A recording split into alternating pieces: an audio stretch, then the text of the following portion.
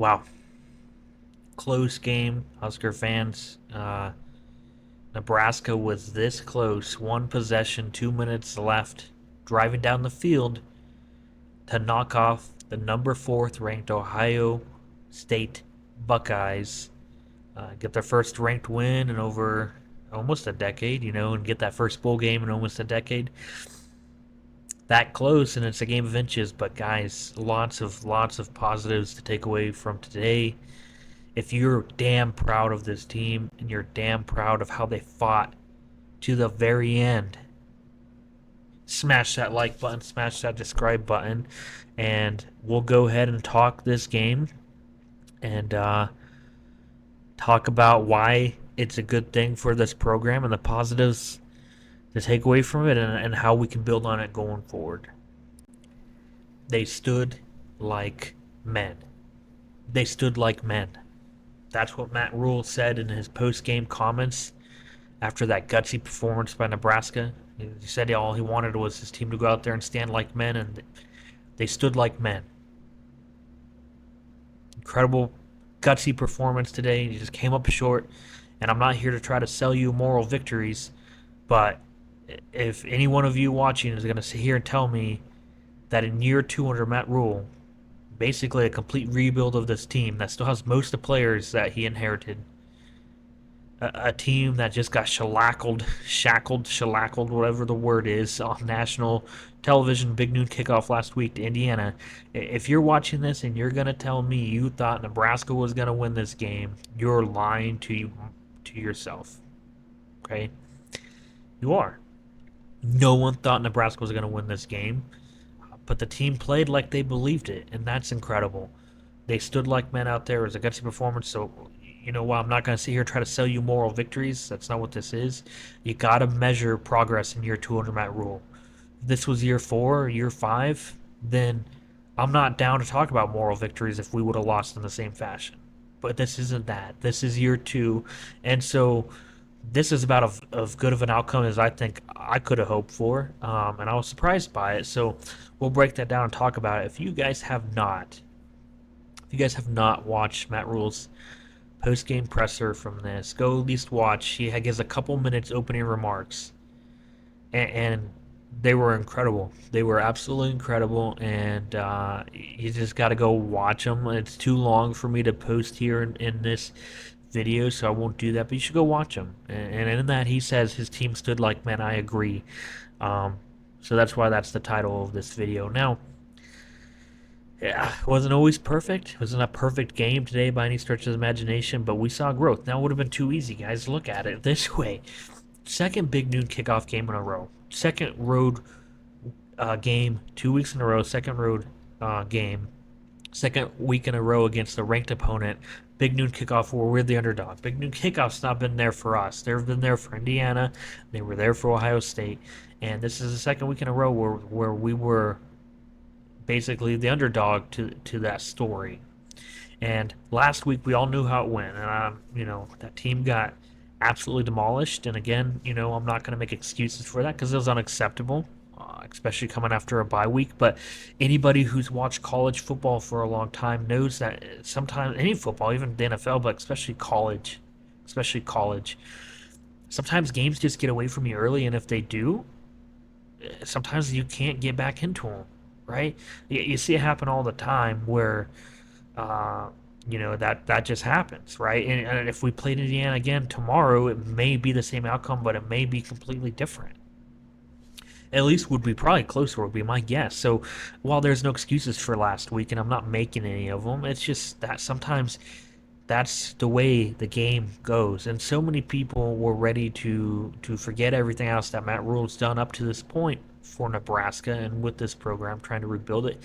And rightly upset about it, but people were making way more of a deal about that than anything else that's happened. And I said earlier in the week, I wrote an article. I meant to do a video. Life got away from me. Maybe I'll still do the video. If you haven't read the article, it's on characterchronicles.com, explaining exactly why the rebuild under Matt Rhule is still on track despite that. And I meant it, and this goes to kind of show that, right? Um, this team could have easily have quit. on themselves, on the coach, on everyone. You come out the second week after a big noon kickoff shellackling. I'm gonna stop trying to say the word because I don't think I'm saying it right. Meltdown. After that meltdown they had, you have a week two meltdown, or you have a second game in a row. Basically, Ohio State was going to be Indiana on steroids, and I worried and wondered what the psyche of this team was going to be, because they easily could have been a blown out today, and I kind of, frankly, to be honest with you, I kind of expected it wasn't going to go well. Um, then we fumbled the opening kickoff, and we fumbled the first handoff of the game. And I'm gonna be honest with you, I was like, oh yeah, the psyche of this team is not there. I thought, man, this game is gonna get ugly really, really quick. But it didn't. The team responded really well, and they played 4 quarters of just gritty, tough football. The first time they've led a top five or top 10 team in the fourth quarter since 2009. That was the Big 12 championship game against Texas, where we got robbed with that last second field goal, where they added that second back on the clock. Absolutely got robbed in that game, if you guys remember. But it's been that long since we've even been in a dogfight with a team of this caliber in the fourth quarter. If that's not progress, I don't know how to sell you progress. That's progress on any coaching staff we've had in a long time. That's progress. We were right there in the dogfight at the end, and we could have won this game. We would have had a little bit more experience on the offense. It's hard with the 19-year-old quarterback. We have a little bit more experience on the offense, maybe some better play calling. I know some of you guys will say that. Um, Maybe some more talent down the line, and the outcome of this game is different. I'm telling you. So impressive, with what they had, what this team has to be able to keep it, and be able to have a chance to win in the fourth quarter is impressive. Look, you can't undersell. Ohio State. A lot of people say they have one of the best rosters in college football right now. Now maybe they're not showing it on the field, um, but we took it to them, guys. You can't undersell. Ohio State's got 2 NFL running backs. They have at least 2 NFL wide receivers. They're they're stacked on both sides of the ball with dudes and with talent, and we kept them. Ohio State. We kept their 2 NFL running backs under 100 yards. They think they ended the day in total with all the quarterback, the running game, and the halfbacks under 75 yards of rushing. Now, we obviously have said during the week that we wanted to run the ball more. Okay, and we ran for a little bit over 100 yards. But you know, it's not where we want to be. I know we want to be almost 200 rushing yards a game. Matt Rule definitely wants to be over 150 from the comments that he's made. So I know we weren't there today, and you can criticize that. But when you're playing a top tier team against Ohio State, what they were doing with the run game down the stretch, you saw it start to break down the stretch, did you not? The body blows added up, and you saw in the fourth quarter the explosive runs being broken open by Dowdell. You saw it, and so the body blow mentality has got to come back. We've got to pound the rock for 4 quarters and then give us a chance late in the game to be able to break them wide open. Okay, so the commitment to the run game was better today. It's got to stick around though, for sure. I know some people will have other criticisms of the play calling and the offense today. I'm not really here to do that right now. You can leave your comments below, and I'll tell you if I agree or disagree with them. There's probably some criticism to be had there, but overall, the offense was in a position to win this game late. Now, you can't get your quarterback in a 3rd and 18. You can't get your 19-year-old true freshman quarterback who's got an injured shoulder on 3rd and 18 with down the stretch when you need to win the game. You can't. Now, that's where we were, though. So those are things that they can look back and grow and learn from. But offensively today, I thought we did better. Defensively, obviously, the defense came back ready to play. Hats off to Tony White all day long. Tommy Hill wasn't out there. Um, a healthy Tommy Hill out there today probably would have made a difference. Maybe we wouldn't have even given up. The story of the game was a couple big plays by them, by their NFL receivers, and that's it. Take those big plays away they had, this game is totally different. And having a healthy Tommy Hill out there would have made a difference, I think. Now, obviously, he's not healthy, and I think having an unhealthy Tommy Hill out there wouldn't have benefited us. So it is what it is. But he comes back, he gets healthy down the stretch for these last couple games. It's gonna be big. Um, Defense, lots to love today. You know, just they played great. We had the edge rusher. I'm trying to think of his name. Why am I drawing a blank? Jamari Butler, looked healthier today than he has all season, and he let his presence be known out there, really showed it. And let's talk about special teams, guys. Now, there was some miscues in special teams, shank punt early, muffed kickoff return. Besides that, holy cow. Made 3 field goals today, one from 54 yards, and who saw that coming? Nobody. Exactly nobody saw that coming, so that's absolutely a step in the right direction there.